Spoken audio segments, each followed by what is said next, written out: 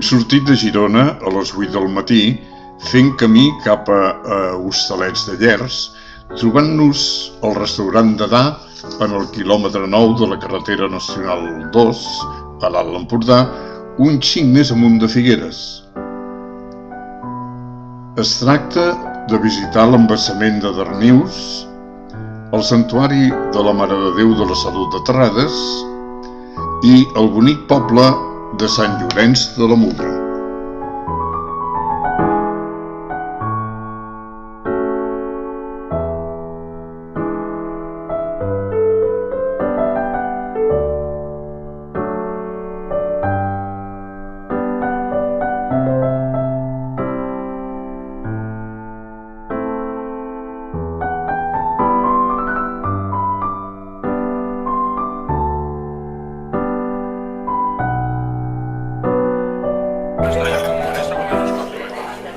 En aquest acollidor restaurant fem un bon esmorzar amb embotits de la zona, formatge i codony, afegint-hi una cassoleta de mongetes seques estofades, coca de pa i les corresponents ampolles d'aigua de vi de l'Empordà, i no falta bé el cafè, bé el tallat o el cafè amb llet.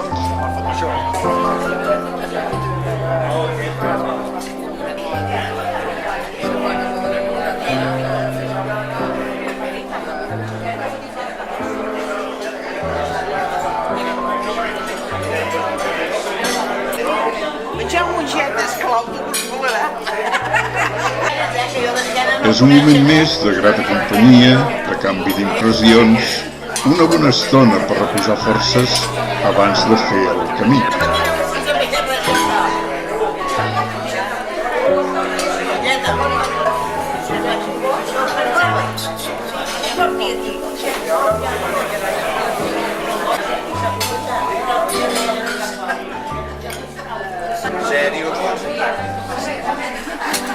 Però ha de ser natural, vull dir que no és natural. Per aquest restaurant també hi dinarem.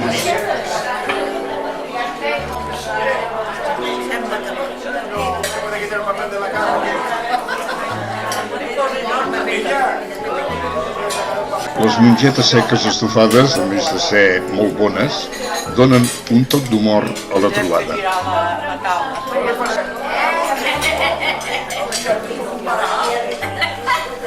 Abans de reprendre la marxa, saludem la nostra guia Carol i el xofer, en Jaume.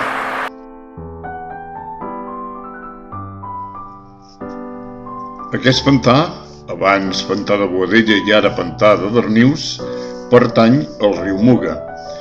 Proveeix d'aigua de boca i altres usos a Figueres i a les principals poblacions costaneres de la comarca i garanteix el seu proveïment per a l'agricultura comarcal, a més de produir energia elèctrica.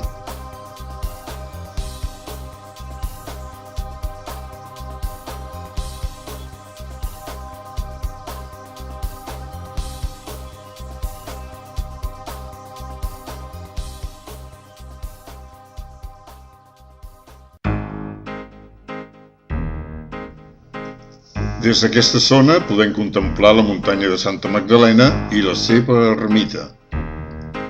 En aquest embassament s'hi pot practicar esquí nàutic, rem i pesca.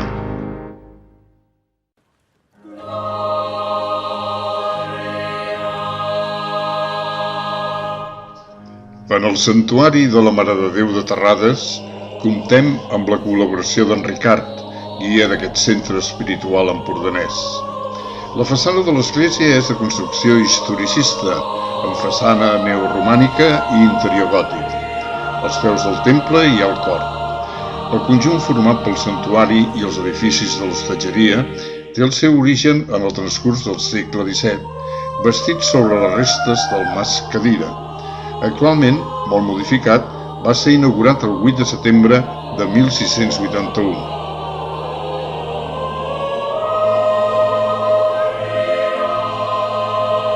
Detalls del cambril de la Mare de Déu. Salus infirmorum, ora pro nobis.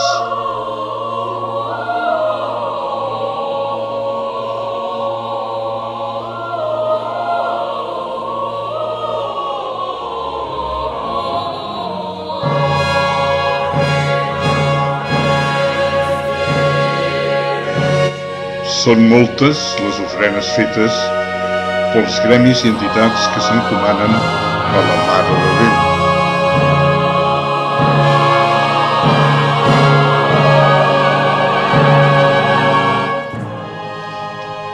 Perquè tots puguem lloar vostre nom com és degut, vulgueu-nos sempre ajudar, princesa de la salut.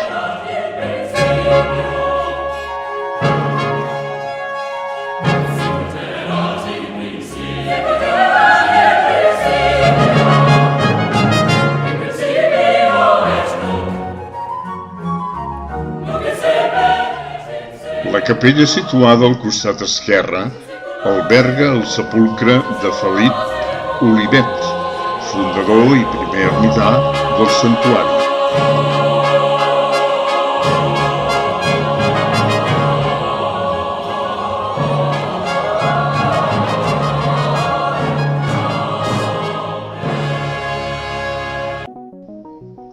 En una estança situada al costat esquerre de l'altar major, hom pot contemplar una munió d'exvots dipositats pels devots de la Mare de Déu que han rebut els seus favors.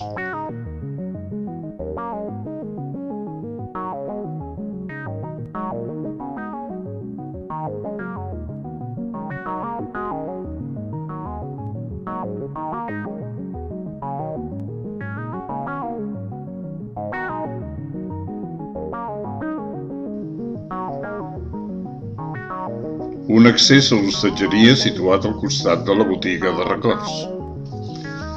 Al costat dret del santuari, baixant unes escales on troba la font, els fogons per fer unes bones costellades i taules.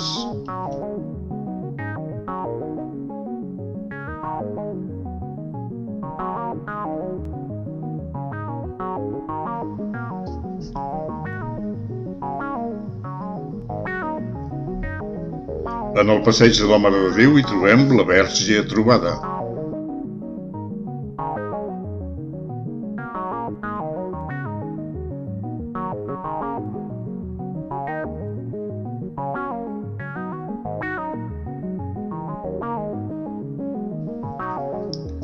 L'accés a l'ermita de Santa Magdalena, una agradable passejada d'uns 3/4 d'hora per trobar-nos-la. És una construcció del segle XV.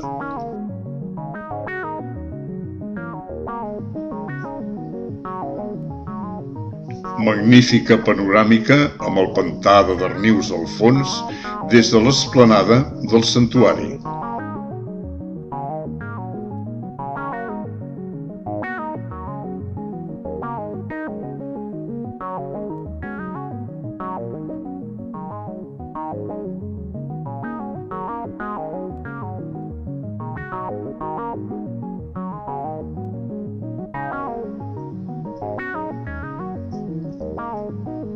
La muntanya de Santa Magdalena corona l'entorn.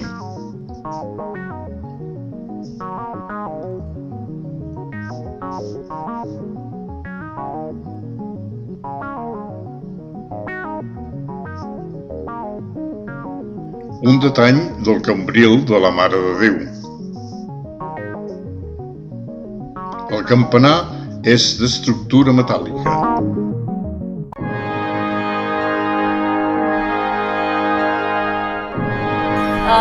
I això, entrem a dins del poble, m'aniré parant i us aniré explicant cosetes i ens trobem al final tots a la plaça. La Montse serà la nostra guia local, informant-nos molt bé de la història, l'encant i tot el que cal saber d'aquest bonic històric nucli, Sant Llorenç de la Muga. Carrer dels Tiradors, el nom ve perquè aquí hi havia els estenedors, de secar draps de llana. Entre finals del 14 i principis del 18 aproximadament, molt inicial, però hi havia tota una producció de draps de llana aquí al poble. És a dir, des dels ramats, dels que teníem els ramats, s'esquilaven les ovelles, es netejaven la llana, es teixia, es tintava. Hi ha un edifici que és l'edifici dels tints, és allà on hi havia un rentador per tenyir-los, i en aquest carrer és on hi havien els estenedors.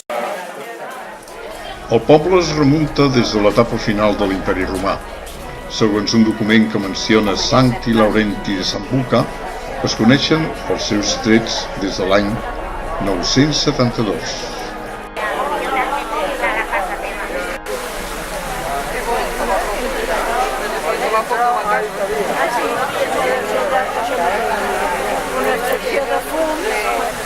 Són més o menys tots? El que és el recinte fortificat està format per les mateixes cases del poble.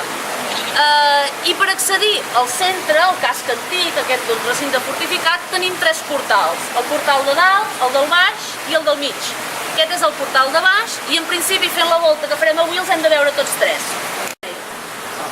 L'any 1160 formà part de les possessions del noble Arnau de Llers, nissaga que durà fins al 1225, quan Bernat de Llers va vendre el castell de Sant Llorenç de la Muga amb les seves edificacions i dependències al rei Jaume I.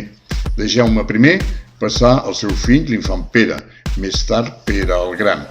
Aquest la permutà per la vila de Torroella de Montgrí amb Dalmau, fill del vescomte Jofre de Rocabertí. Fins a l'any 1990 va pertànyer a la nissaga dels Rocabertí, comtes de Peralada.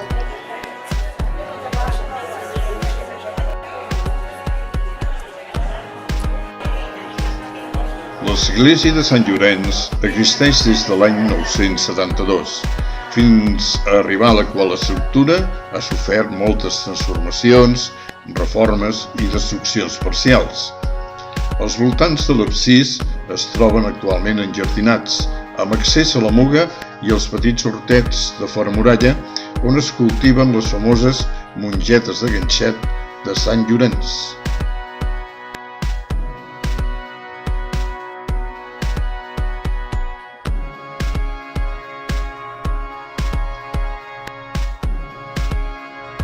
L'Ajuntament.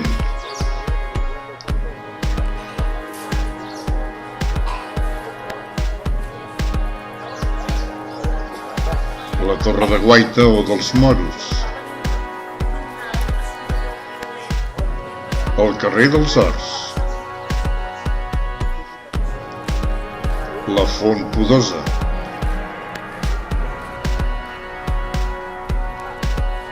Interior d'una torre situada en el carrer dels Horts.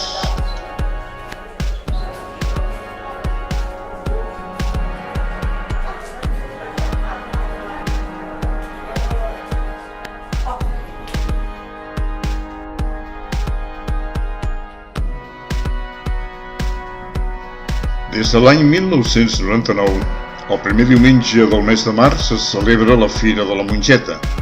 Mongetes de la varietat del ganxetal conreades a Sant Llorenç. Des de l'any 2007 també es manté la recuperació de l'ofici perdut del carboner. Carbó natural al 100% que hom pot adquirir el dia de la Fira de la Mongeta. Són actes organitzats, entre d'altres, pels veïns del poble. El Pont de Ferro.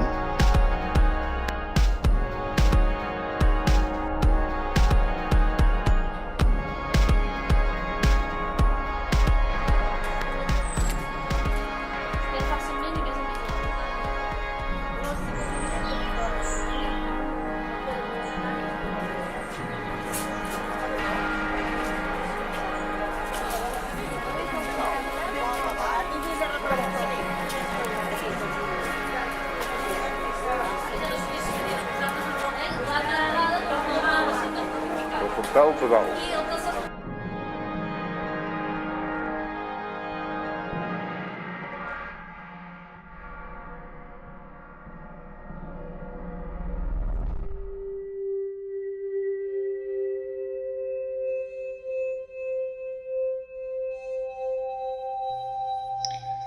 El nucli del poble es troba en un recinte emmurallat que data dels segles XIV-XV.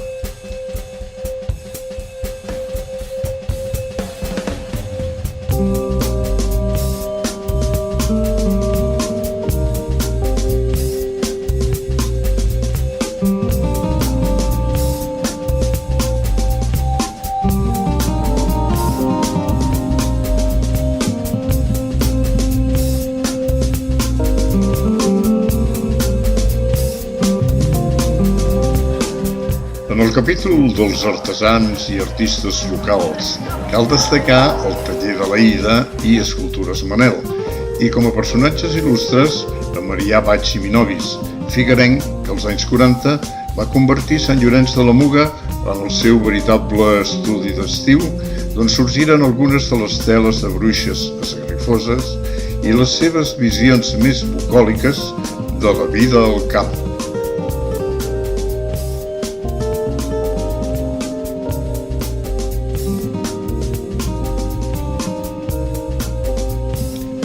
No ens oblidem de la Societat La Fraternitat, fundada l'any 1907. Oferia assistència sanitària als seus socis. Actualment és una entitat de caràcter cultural, lúdic i recreatiu que organitza un bon nombre d'activitats durant l'any.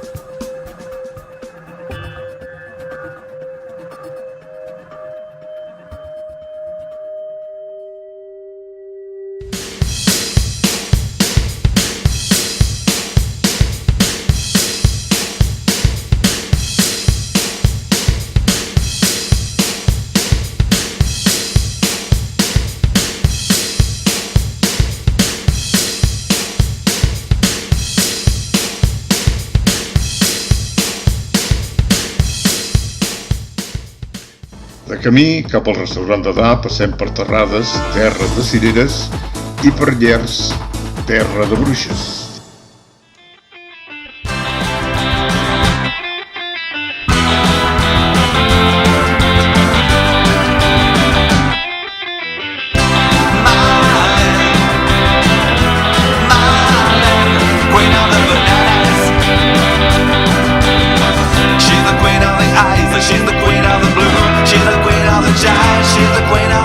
Hem acabat de dinar. No falta el bon humor, la bona música i el ball. Ara només cal esperar a retrobar-nos en properes sortides.